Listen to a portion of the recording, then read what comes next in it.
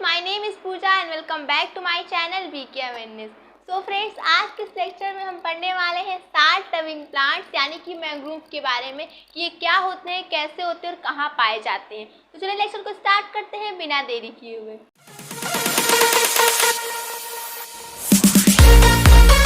Living plants आपके name से ही लग रहा है कि ये वहाँ पाए जाएंगे ये प्लांट्स जहाँ जिस जल में लवण की मात्रा अधिक हो, यानी कह सकते हैं कि सलाइन वाटर में ये जो प्लांट्स है वो पाए जाते हैं। इनको हेलोफाइट भी कहते हैं। क्या? हेलोफाइट।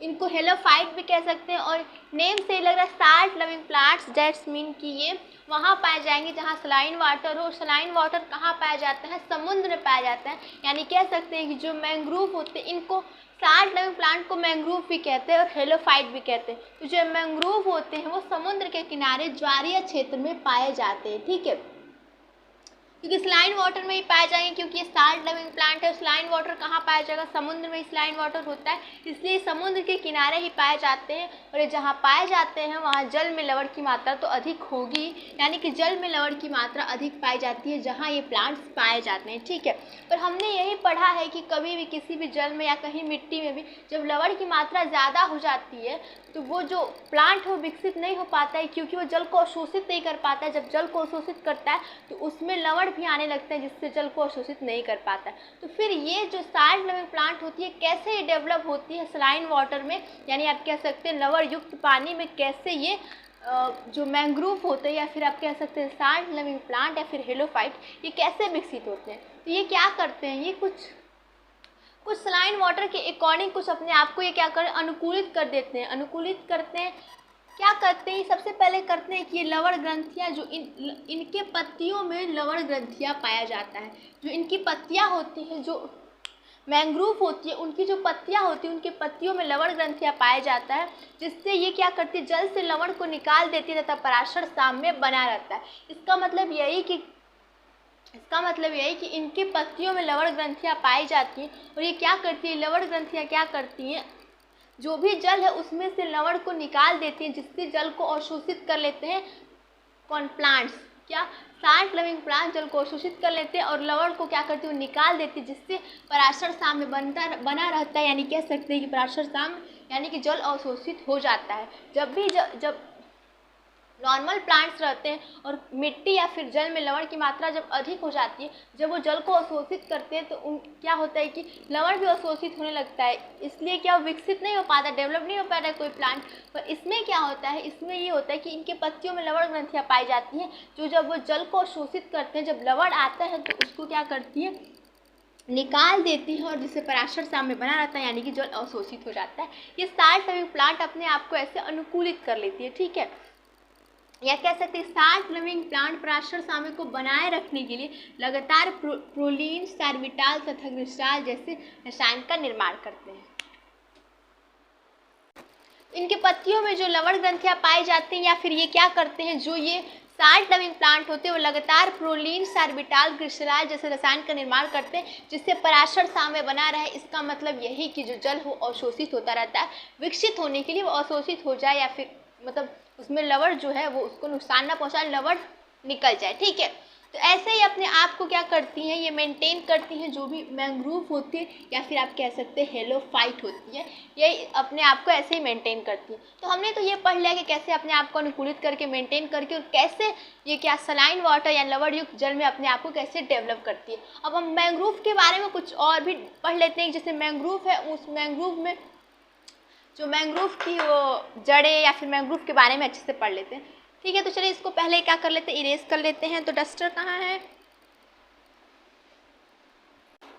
तो चलिए इसको इरेज कर लेते हैं। अब थोड़ा मैंग्रोव यानी आप कह सकते हैं लौहद्रवित पौधे या हेलियोफाइट, इसके बारे में थोड़ा और डिस्कस कर लेते हैं कि ये कैसे होते हैं, इनकी संरचना और नशा के बारे में डिस्कस कर लेते हैं। तो सबसे पहले पढ़ेंगे कि जो मैंग्रोव होते हैं इनमें कई प्रकार की जड़ें होती हैं। तो इसको पढ़ने के पहले आप एक क्वेश्चन आपको अगर मैं दे रही हूँ कि आपसे अगर कोई पूछे आपसे अगर हमने अब तक क्या क्या पढ़ लिया, हमने अब तक जीरोफाइट पढ़ लिया, हेलियोफाइट पढ़ लिया, सायोफाइट पढ़ लिया और हाइड्रोफाइट्स पढ़ लिया, और आज हम हेलोफाइट्स पढ़ रहे हैं। तो आपसे अगर कोई पूछे कि इन सभी प्लांट्स में सबसे मजबूत जड़ तंत्र किसका होता है, आपसे अगर कोई पूछे कि जीरोफाइट,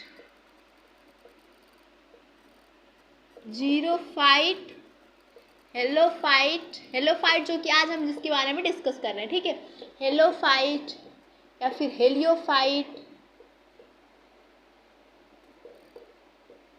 या फिर आप कह सकते हैं सायोफाइट, और हमने एक और पढ़ा है क्या, हाइड्रोफाइट्स। इसका हम सब हिंदी में लिख दे रहे हैं। जीरोफाइट्स मतलब क्या होते हैं, मरुद्भिद पौधे जो कि क्या होते हैं, मरुस्थल में पाए जाते हैं, ठीक है, मरुद्भिद। हेलोफाइट्स जो कि हम मैंग्रोव पढ़ रहे हैं, ठीक है, इनको हेलोफाइट कहते हैं, या आप ये भी कह सकते हैं लौणोद्भिद पौधे, या फिर हेलियोफाइट्स से कहते हैं जो कि प्रकाश प्रिय पौधे होते हैं, जो कि हमने फर्स्ट लेक्चर में पढ़ा था, ठीक है, प्रकाश प्रिय। सायोफाइट जो होते हैं वो छाया प्रिय पौधे, और जो हाइड्रोफाइट्स होते हैं वो क्या, जलोद्भिद पौधे होते हैं, जलोद्भिद पौधे, ठीक है। तो अगर आपसे कोई पूछे कि जीरोफाइट, हेलोफाइट, हेलियोफाइट, सायोफाइट और हाइड्रोफाइट में सबसे मजबूत जड़ तंत्र किसका होता है, तो आप क्या बोलेंगे। तो सबसे पहले ये समझिए कि जड़ का वर्क क्या होता है, जड़ का काम क्या होता है, ठीक है। तो सबसे पहले जड़ का काम होता है, फर्स्ट जड़ का जो मेन काम होता है वो होता है जल अवशोषण। जड़ क्या क्या करते हैं, मिट्टी से जल को अवशोषण करते हैं और वो प्लांट्स को देते हैं, और प्लांट्स क्या विकसित होते हैं। सेकेंड के क्या काम होता है, आप खनिज अवशोषण भी करते हैं, और क्या करते हैं, और ये क्या करते हैं, और ये क्या स्थायित्व को बनाए रखते हैं।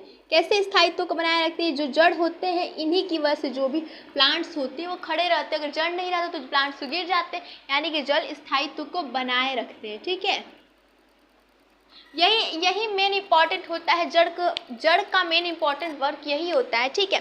पर इनमें से भी कोई पूछे कि सबसे मोस्ट इम्पॉर्टेंट जड़ का काम क्या होता है, कि अगर वो न करे तो वो पौधे मर जाएं, तो अगर आपको सोचेंगे तो सबसे इम्पॉर्टेंट लगेगा कि जल अवशोषण मेन काम होता है।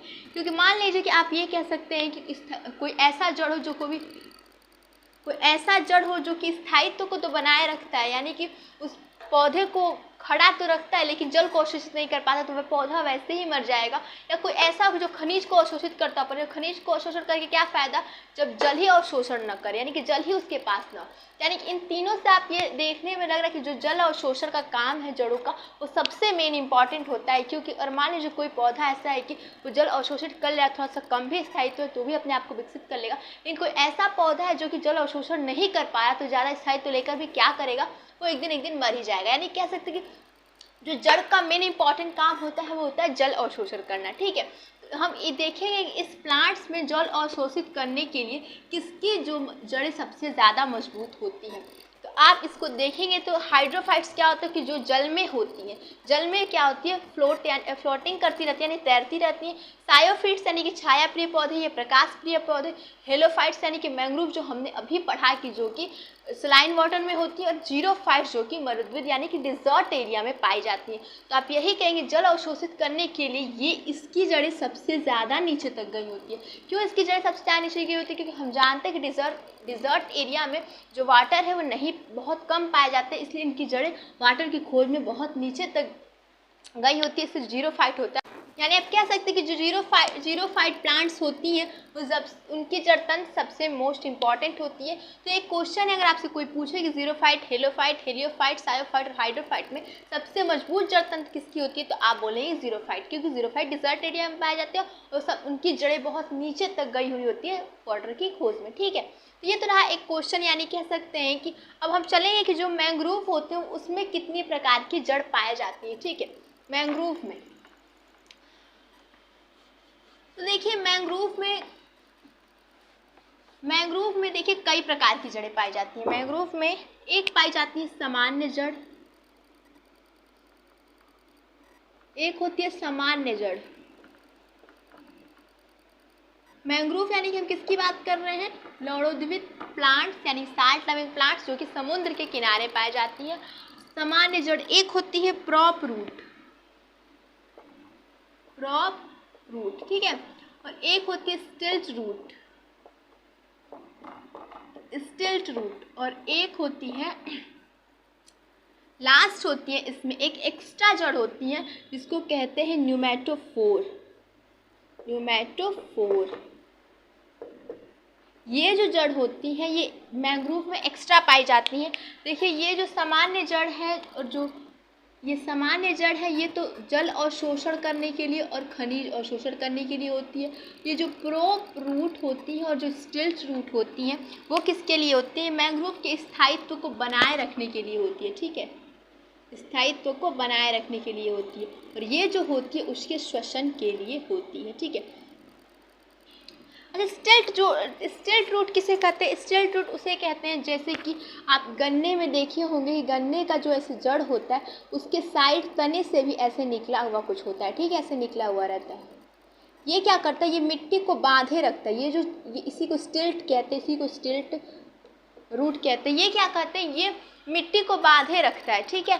तो वो जड़ भी पाई जाती है मैंग्रोव में, स्टिल्ट रूट भी पाई जाती है और प्रॉप रूट भी पाई जाती है, और ये जो सामान्य जड़ भी पाई जाती है और न्यूमेटोफोर्स भी पाई जाती है, ठीक है। यानी स्थायित्व, मैंग्रोव को स्थायित्व के लिए बहुत इंपॉर्टेंट होता है, क्योंकि मैंग्रोव आप देखें कि जो मैंग्रोव सलाइन वाटर में पाए जाते हैं यानी समुद्र के किनारे, तो वहाँ पर उनको स्थायित्व बहुत ज़रूरी है। क्यों ज़रूरी है? क्योंकि वहाँ पे कोई नदी आएगी, कोई पानी आएगा, उनको हिला के चला जाएगा, तो इसलिए उनको स्थायित्व के लिए एक स्पेशल जड़ चाहिए। तो इन्हीं स्थायित्व के लिए ये सब जड़ें होती हैं, ये सामान्य जड़ होती है। और इसमें एक बहुत इंपॉर्टेंट और एक एक्स्ट्रा जड़ होती है जो कि किसी में नहीं पाई जाती है, मैंग्रोव में पाई जाती है। उन्हें कहते हैं न्यूमेटोफोर, न्यूमेटोफोर, या आप कह सकते हैं वायवीय जड़ें। क्या? वायवीय जड़ें, वो एक्स्ट्रा एक पाई जाती है मैंग्रोव में। क्यों एक्स्ट्रा पाई जाती है? क्योंकि ये इन सब रूट से, इन सब जड़ों से या क्या कर श्वसन नहीं ले पाती है। क्यों श्वसन नहीं कर पाती है? क्योंकि जो मैंग्रोव होते हैं, वो समुद्र के किनारे पाए जाते हैं, ठीक है। जो मैंग्रोव होते हैं, मान लीजिए ये मैंग्रोव है, ठीक है, ये आप साल्ट लविंग प्लांट्स होते हैं, ये समुद्र के किनारे होते हैं। यानी कि यहाँ पे लगातार क्या होता है? यहाँ पे लगातार जल, यहाँ पे सलाइन वाटर होता है, ठीक है।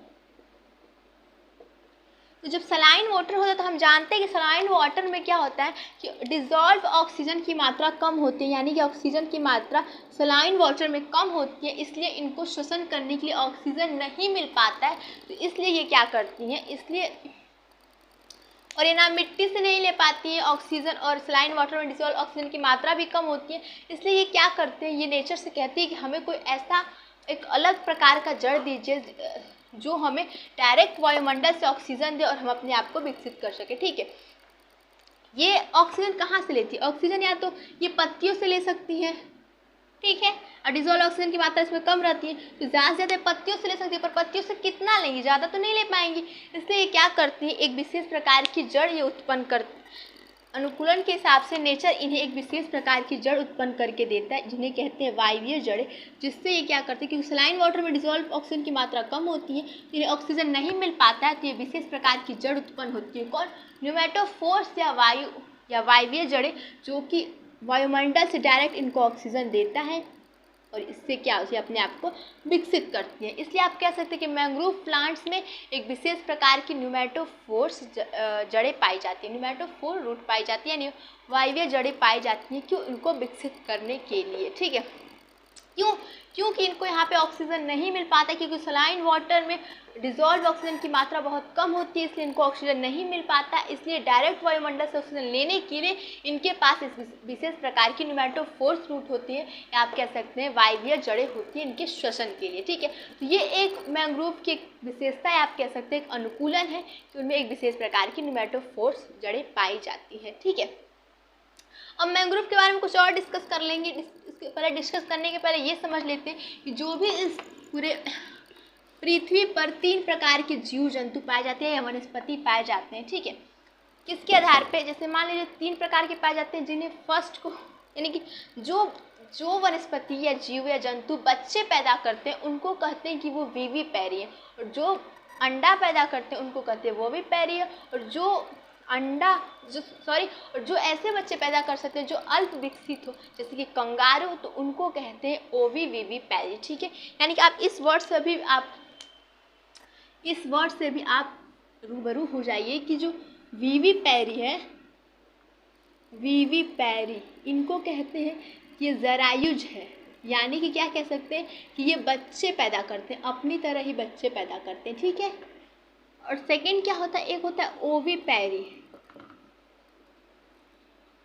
जिन्हें आप ये कह सकते हैं कि अंडज। ठीक है, अंडज यानी कि जो अंडा पैदा करते हैं। ठीक है, और एक तीसरे प्रकार की होती है जिसे कहते हैं ओविविविपैरी, ओविविविपैरी, तो इन्हें आप कह सकते हैं जो कि अल्प विकसित बच्चे पैदा करते हैं। ठीक है, कंगारू। ठीक है, जैसे कंगारू, यानी कि 3 प्रकार की वनस्पति या जंतु पाए जाते हैं। एक विविपैरी जिसे कहते हैं कि वो बच्चे पैदा करती हैं अपनी तरह, एक ओविपैरी होती है जो कि अंडा पैदा करती है, और जो थर्ड होती है ओविविविपैरी होती है जो कि अल्प विकसित बच्चे पैदा करती है, जैसे कि कंगारू। ठीक है, तो जो मैंग्रोव होता है वो क्या होता है, वो विविपैरी होता है, यानी कह सकते हैं कि वो अपनी तरह ही आप कह सकते हैं कि बच्चे पैदा कर सकता है। बच्चे यानी कि आप ये, अब बच्चे तो नहीं पैदा करेगा, आप ये कह सकते हैं कि अपनी तरह ही पहले एक छोटे से मैंग्रोव को वो पैदा करता है। कैसे करता है, देखिए क्यों करता है, ये भी जरिए इसका एक अनुकूलन भी है। जैसे मान लीजिए कि एक ये मैंग्रोव है। ठीक है, हम मान लेते हैं ये है मैंग्रोव, और ये है हमारा सलाइन वाटर यानी कि लवण युक्त जल। ठीक है,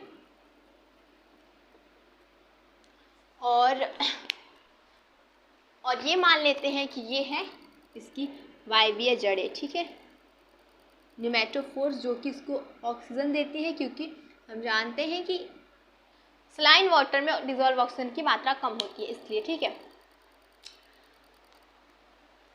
तो ये ऐसे होता है। और मान लीजिए कि जब इसकी जो फल होती है, मान लीजिए एक कोई इसका फल है। ठीक है, तो जब इसका ये फल होता है तो ये इसको सलाइन वाटर में डायरेक्ट नहीं गिरा सकता।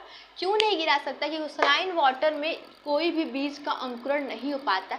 अगर इसको गिरा देगा तो यहाँ पे ये फिर से नहीं आ पाएगा, फिर से यहाँ मैंग्रोव नहीं उत्पन्न हो पाएगा, क्योंकि यहाँ पे इसका अंकुरण नहीं हो पाएगा। इसलिए ये क्या करता है, ये यहीं पे इसको क्या करता है, यहीं पे इसको क्या कर लेता है, अंकुरित भी कर लेता है, अपने फल को यहीं पे अंकुरित करके फिर से एक बना लेता है यहाँ पे मैंग्रोव छोटा सा। ठीक है, उसके बाद इसको इस सलाइन वाटर में गिराता है जिससे विकसित हो जाए, क्योंकि अगर पहले ही गिरा लेगा तो ये क्या होगा कि जो बीज का अंकुरण तो सलाइन वाटर में नहीं हो पाएगा, यानी कि विकसित नहीं हो पाएगा।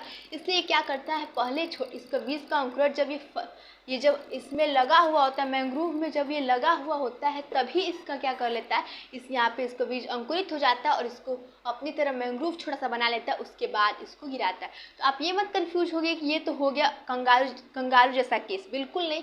क्यों नहीं, क्योंकि जो कंगारू होता है वो तो अल्प विकसित बच्चे पैदा कर लिया रहता है, पर ये पैदा नहीं करता। ये क्या पहले ही यहाँ पे इसको विकसित कर लेता है। ठीक है, ये अंकुरित कर लेके छोटा सा मैंग्रोव बना लेता है, उसके बाद इसको क्या करता है, इस सलाइन वाटर में गिराता है। यानी आप कह सकते हैं जो मैंग्रोव होता है उसकी एक क्वालिटी है कि ये क्या होता है, ये होता है विविपैरी, यानी कह सकते हैं जरायुस्ता, यानी कि अपनी तरह बच्चे पैदा करता है।